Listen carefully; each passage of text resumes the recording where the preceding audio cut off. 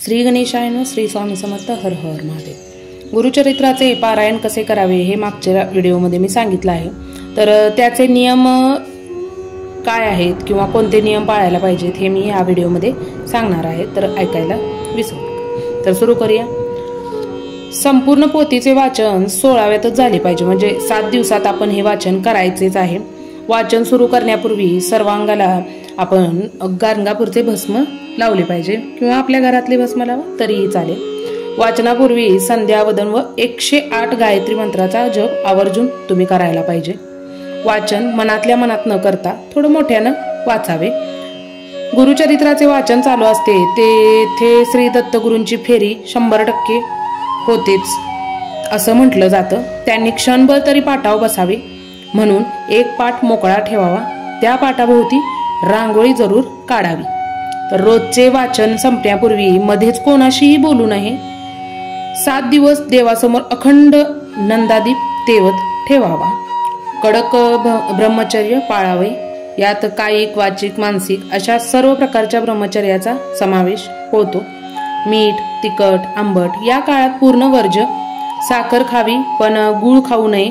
गव्हाची चपाती, तूप, साखर चालेल, परंतु कांदा, लसूण आणि अर्थातच मांसाहार पूर्णपणे बंद. रात्री फक्त कपभर दूध प्यावे. पायात चप्पल, बूट घालू नये. पारायण काळात शक्यतो दाढी करू नये. नेहमी खरेच बोलावे. पारायण काळात भूमिशय्या म्हणजे जमिनीवर चटई अथवा पांढरे घोंगडे अंथरून त्यावर झोपावे. झोपताना डाव्या कुशीवर झोपावे, म्हणजे दृष्टांत वगैरे होतात असे म्हणतात. समाराधनचे दिवशी महानैवेद्य करावा. त्यात पुरणपोळी व घेवड्याची भाजी नक्की ठेवावी. पारायण काळात परान्न टाळावे. बाहेरचं काहीही खाऊ नये. कोणाच्याही घरातलं पाणी सुद्धा पिऊ नये.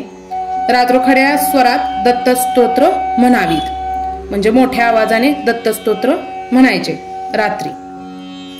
तर वरील सर्व नियम काटेकोरपणे पाळल्यास दत्तकृपेचा अनुभव येतो.